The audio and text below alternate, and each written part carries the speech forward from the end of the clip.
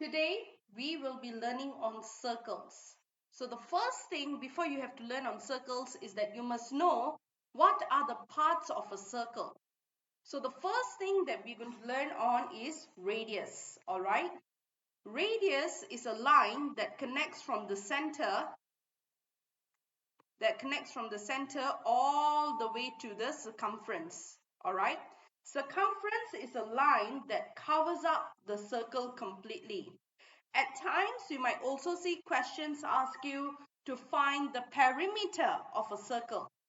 As you can see, the circumference that is covering the circle fully, we can also consider this as the perimeter of the circle. All right. Now, this is the center of the circle. From the center, if I were to draw a straight line, from the center, if I were to draw a straight line that that connects to the circumference like this. From the center, I were to draw a straight line that connects to the circumference. This is the circumference, all right? Then this line is called the radius, all right? Now, if this radius line, I were to double it, all right? I were to go whole way through. This is also a radius. This is also a radius. So two radius, when I combine them, I get a diameter. Okay, a diameter. So for example, if this is 10 cm and this is also 10 cm, the diameter from here to here would be 20 cm. Okay, so if I double the radius, I get the diameter, and vice versa. If I halve the diameter, I would get the radius. Now, please note that the radius and the diameter, it has to pass through the center. Okay, the next thing you need to know is on a chord. A chord is any line that cuts the circle into certain parts, but it does not pass the center. All right, if a line that passes through the center like this is no longer a chord, then we call it a diameter.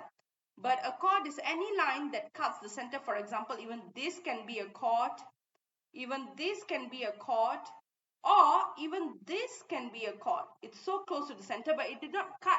If the line did not pass through the center, then this is what we call a chord. All right. So if let's say I have a chord, all right, then if I shade this area, this is what then I will call a segment. Okay, clear? A segment is a part of the chord that is shaded. So for example, in this circle, the center could be here.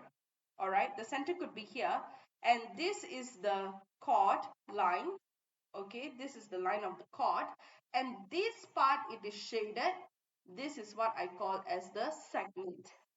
Okay, now the next thing you must know is the length, is arc. What is an arc? An arc, it is part of a circumference. So the arc length, all right, let's say this is the center, this is the radius, this is the radius. Okay, clear? So the arc is basically a part of the circumference, but how big the part is, it depends on your theta, it depends on the angle. All right, so this one we will learn when we are learning on length of arc. So arc, it is just part of the circumference. Okay, so for arc, I have two types of arc length. One, if let's say this is theta, this is what I call as a minor arc. Okay, and another one more, this is theta, this is what I call as a major arc. All right, so how to find the length of the arc, that one we will learn more when we are dealing with certain examples. And lastly, you must know is the sector. A sector is not like a segment. Like I said, a segment you get when you have a chord line and it's shaded part of the chord, it does not pass through the center. A sector happens when there is a center. As you can see, there's a radius here. Okay, and this is the area that is shaded. So this is what I call a sector. The same thing goes for sector also. I have two parts. One is what I call as the minor sector. One is what I call as the minor sector. All right. For example, I have the radius. I have the radius here. So this is called my minor sector. Okay. And then another one more one is what I call as the major sector. All right. My radius here. And this part is shaded. This is my major sector. Okay, so how do we find the areas? Usually for sectors, they ask the areas. For arc, they ask the length. All right. So this is basically in a nutshell on the parts of the circle that you should be familiar with.